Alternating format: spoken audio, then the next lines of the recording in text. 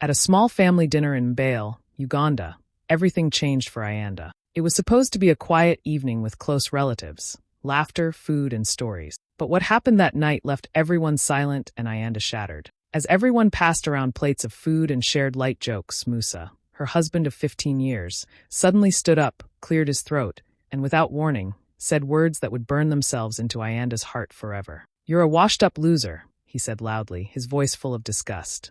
"I'm done pretending." The room froze. Plates stopped clinking. People looked down in awkward silence. And then, as if that wasn't enough, Musa grabbed the hand of a young woman, someone barely older than their eldest daughter, and walked out. Just like that.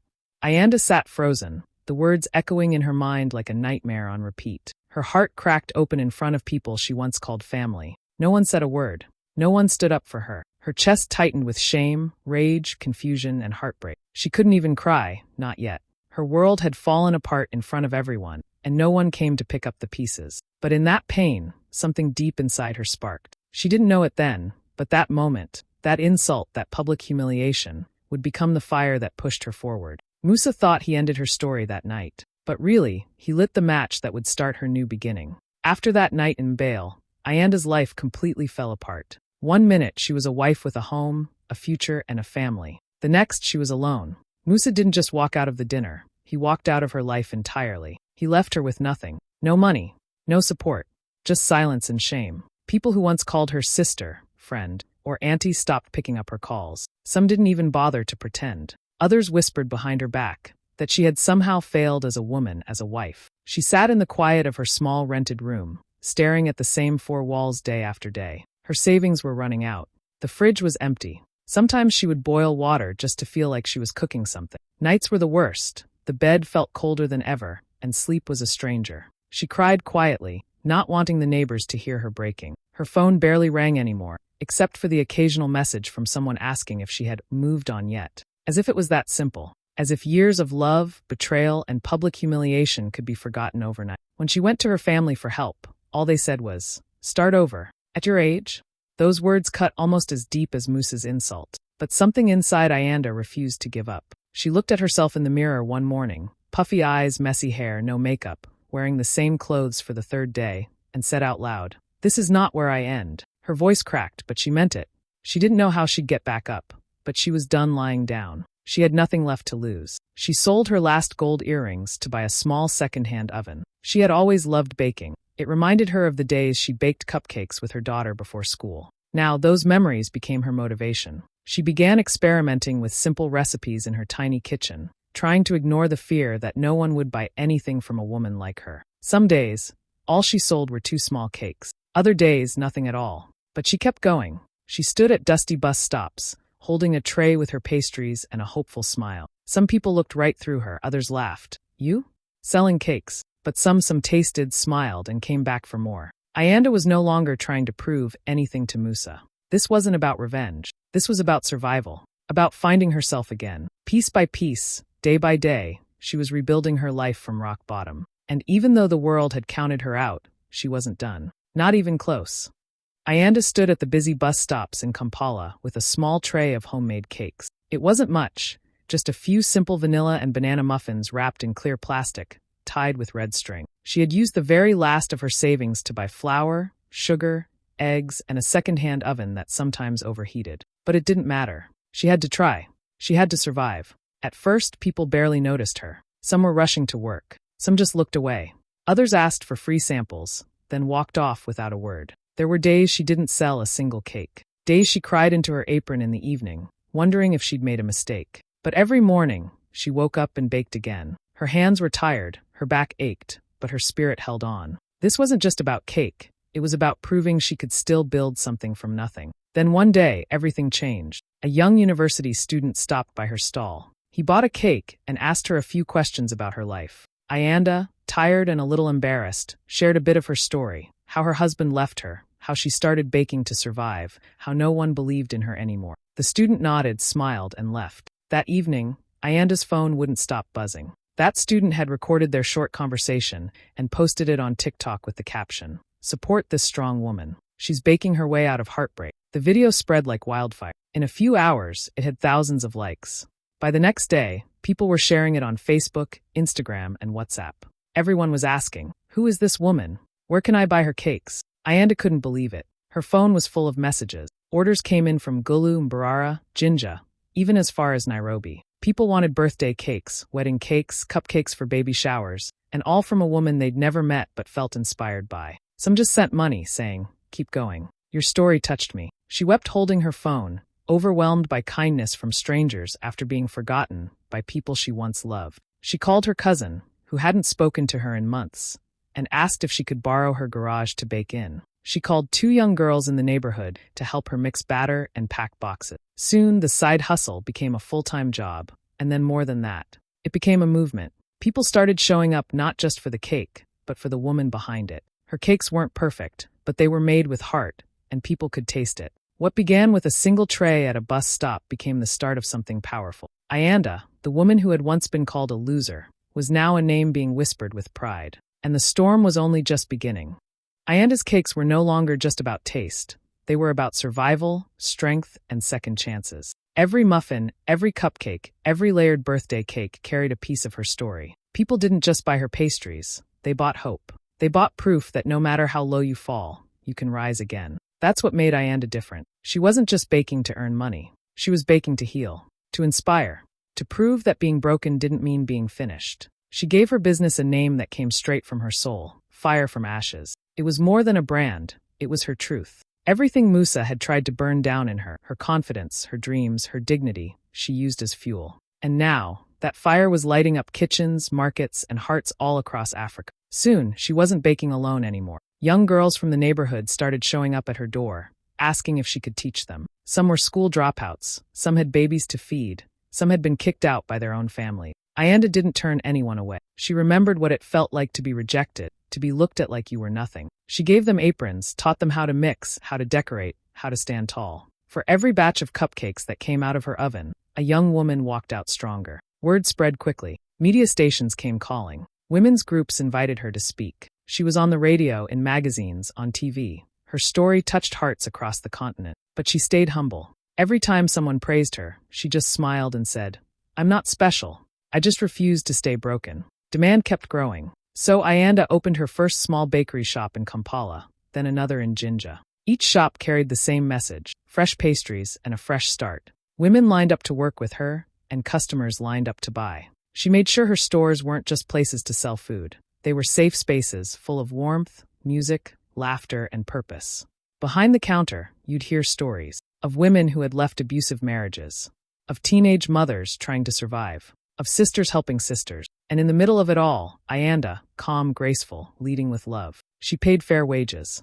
She offered free baking lessons every month. She started a small fund to help women start their own food businesses. Her impact was no longer just in Uganda. Messages poured in from Kenya, Rwanda, South Africa, and even the diaspora. Every cake was a message. Every bite was proof that you can rise, no matter what tried to pull you down. Ayanda had turned her pain into purpose, and her kitchen into a revolution. While Ayanda was building something powerful from the ground up, Musa's life was slowly falling apart. At first, he thought he had won. He walked out of that family dinner feeling proud, holding the hand of a woman half his age, thinking he had traded old and boring for young and exciting. He moved to a nicer apartment, started taking her to expensive restaurants, dressing her in designer clothes, and posting photos online like he was living the dream. But dreams can turn into nightmares, and Musa was about to learn that the hard way. The young woman he had left Ayanda for wasn't in love with him. She was in love with his money, his attention, and the lifestyle he was trying so hard to maintain. She didn't cook.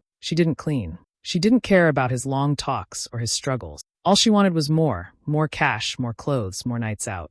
And when he couldn't keep up, she started pulling away. Musa's business, once successful and respected, started going down too. Bad decisions, missed meetings, and his growing obsession with appearances left cracks in everything he touched. Clients stopped calling. Employees quit. Rumors started to spread that Musa wasn't focused anymore, that he had changed and not for the better. People in town began to talk, but not with the respect he once enjoyed. His name became a quiet joke, a lesson whispered behind closed doors. "Don't be like Musa," they said. "Left gold for glitter. Now he is dust." Every time he walked into a bar or market, he could feel the eyes on him. Not admiration, not envy, just pity, and maybe a bit of mockery. And then came the worst part. Everywhere he turned, Ayanda's name was rising. Her face was in newspapers. Her cakes were on TV. People were proudly carrying boxes with "Fire from Ashes" printed in bold letters. Women he once ignored were now quoting her words like scripture. Even his own relatives were praising her. Some even reached out to her for business deals and mentorship. Musa tried to act like it didn't bother him, but it did.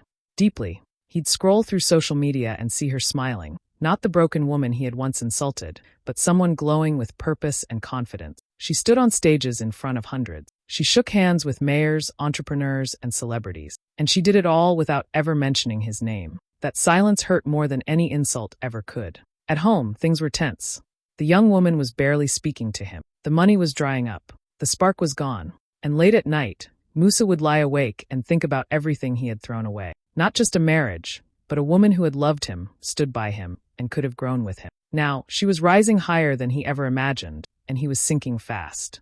It had been years since Ayanda had even thought about love. After everything Musa had done, the betrayal, the insult, the public humiliation, she had locked that part of her heart away. Her focus was on rebuilding herself, helping other women rise, and making sure her story became a message of strength, not pain. Romance.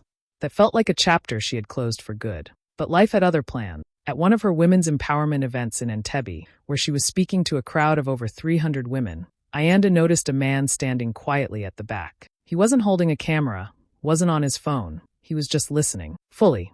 Eyes locked on her as she spoke about survival, heartbreak, healing, and purpose. After the event ended and people crowded around her for photos and hugs, he waited patiently. When everyone else had left, he finally walked up and introduced himself. "Hi, I'm Kato," he said with a warm smile. "I'm a journalist.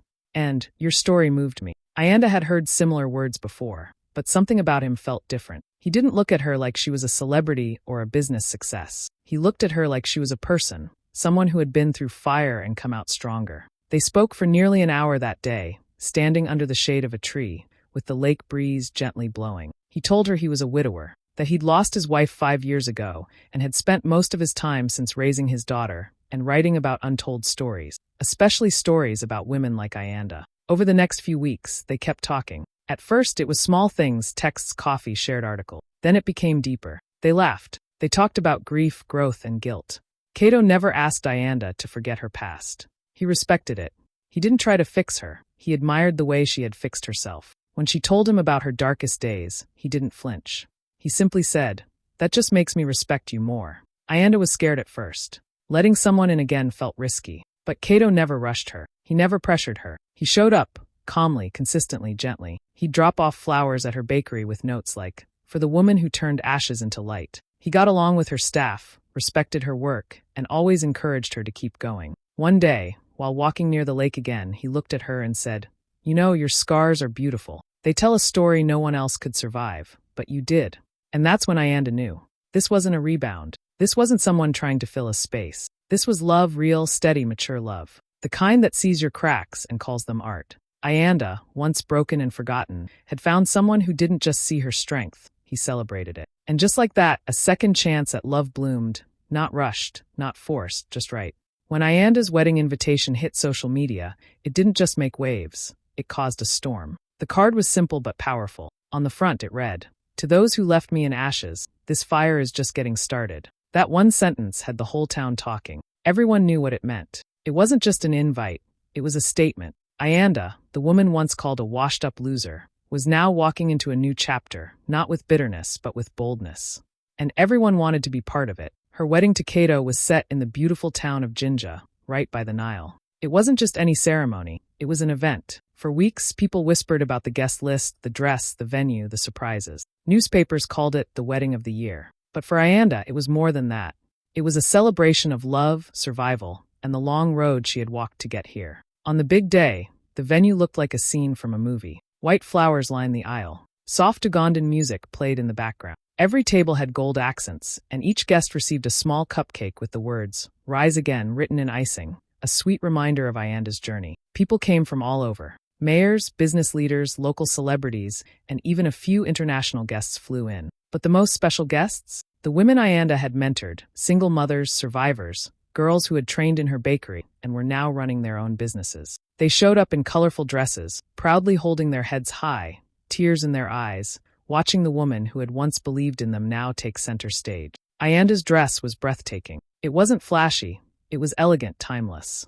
She walked down the aisle with grace, confidence, and a smile that said, "I made it." Cato stood at the altar, eyes locked on her, looking like a man who knew exactly how lucky he was. When the vows were exchanged, there wasn't a dry eye in sight. Cato promised to never dim her light, to walk beside her through storms and sunshine. Ayanda, in return, promised to love without fear, to trust again, and to never stop rising. The reception was pure magic. Music, dancing, laughter. It felt like joy had taken over the whole city. Speeches were made, stories were shared, and love filled every corner of that venue. Even strangers passing by stopped to watch from a distance, drawn in by the beauty of it all. This wedding wasn't just about two people getting married. It was about a woman who had been broken, rebuilding herself into someone powerful. It was about every person who had ever been told they weren't enough, and proving them wrong. Ayanda didn't just marry the man she loved that day. She married her new life. And this time she walked into it not in pain, but in power. Musa wasn't on the guest list. He hadn't received an invitation, but somehow he still showed up. Word had spread all over town about Ayanda's wedding, how grand it was going to be, who was attending, and most importantly, who she was marrying. Everyone was talking about it. Even the boda riders in town were saying, "Ayanda is marrying again, and this time to a real man." Musa told himself he didn't care, but deep down, it ate at him. On the day of the wedding, curiosity, or maybe guilt, pulled him there. He didn't drive. He didn't even take a taxi. He walked. His shoes were dusty, his shirt wrinkled, and his face carried the weight of every bad choice he had made. No one recognized him at first. Or maybe they did and just chose to ignore him. He stood at the very back, behind the chairs, behind the flowers, behind the laughter, like a shadow from a past that no longer belonged. And then he saw her. Ayanda stepped out, arm in arm with her son, walking down the aisle like a queen. Her dress flowed with the wind. Her head was high. Her eyes sparkled with peace and power. The crowd rose to their feet, clapping, smiling, some even crying. The energy around her was full of love, strength, and pride. It was a moment Musa couldn't believe he was seeing. This wasn't the woman he had called a washed-up loser. This wasn't the woman he left broken in a room full of silence. No, this was someone new. Someone brighter. Someone unstoppable. As Ayanda walked closer to the altar, where Cato waited with steady eyes and a proud smile, Musa felt something twist in his chest. Regret. Deep, sharp, cold regret. He remembered the night he walked out, full of ego, chasing someone younger, thinking he deserved better. And now, here he was, standing in the background, watching the woman he discarded become everything he thought she could never be. He lowered his head. He tried to leave quietly before anyone noticed, but one of the young women Ayanda had mentored recognized him. She didn't say anything, just gave him a long look that said, "You did this to yourself." He said nothing in return. The music played louder, the cheers grew stronger, and Ayanda reached Cato at the front. They held hands, smiling at each other like the rest of the world had disappeared. And in that moment, Musa finally understood. He hadn't just lost a wife. He had lost a woman who was destined to become a legend. He slipped away quietly before the vows began. No one stopped him. No one missed him. And as he walked back down the dusty road alone, the sound of celebration still ringing behind him, one thing was clear. The look on his face said it all. He had thrown away gold, and now he was left with dust. The sun was setting over the Nile, painting the sky in soft golds and pinks, as Ayanda stood at the front of the reception hall. The music had paused, the chatter quieted, and every guest turned to face her. This was the moment everyone had been waiting for, Ayanda's toast. She held the microphone gently, smiled at her guests, and looked over the sea of faces. Friends, family, women she had mentored, girls she had once trained in her small kitchen, and now even government leaders and celebrities. The room was full, not just of people, but of love. Real love. And strength. Cato sat beside her, his eyes soft and full of pride. He didn't need to say anything. He just looked at her like she was the only light in the room. And she was. Ayanda took a breath. Then she began. "I was told once," she said slowly, "that I was a loser. That I was too old to start over. That my life was over because someone walked away from me." There was silence. Everyone listened closely. For a long time, I believed those lies. I cried myself to sleep. I questioned my worth. I thought my story had ended in heartbreak. But the truth is, that ending was just the beginning. A few heads nodded, a few eyes already filled with tears. She continued, her voice calm but powerful. "I didn't rebuild my life because it was easy. I did it because I had to, because I refused to let pain define me. I took every broken piece of myself and built something stronger. Brick by brick, cake by cake, day by day." The room erupted into light applause, but she gently raised her hand to quiet it. "I won't name names," she said with a smile, and a few people chuckled knowingly. "I don't need to.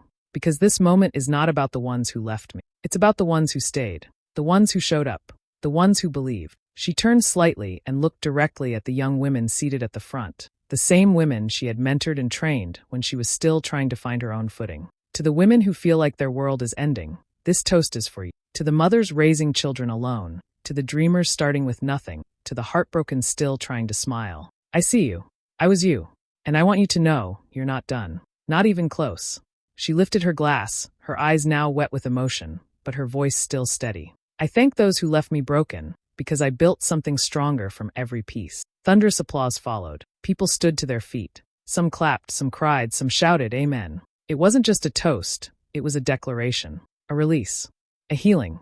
Ayanda smiled, not because she needed to prove anything, but because she had finally made it, not just to the top, but back to herself. And that was the real victory. Ayanda's story didn't end at the wedding. In many ways, it was only the beginning. What started as pain turned into purpose. Her journey, from being publicly insulted and left behind, to becoming a powerful businesswoman, mentor, and wife again, touched people far beyond her town. Journalists wrote about her. Bloggers called her the Phoenix of Uganda. Her face appeared on magazine covers. Soon, publishers reached out, asking her to write her story. Her book, Fire from Ashes, became a bestseller. Page after page, she poured out her truth. The nights she went hungry, the fear of starting over, the strength it took to forgive, and the love she found when she finally loved herself first. Women across the world saw themselves in her words. They laughed, cried, and healed with every chapter. Then came the movie deal. A production company from South Africa offered to turn her life into a film. She agreed, but only on one condition, that the actors portraying the bakery girls in her story be real women from her mentorship program. If we're telling my story, she said, we're lifting others too.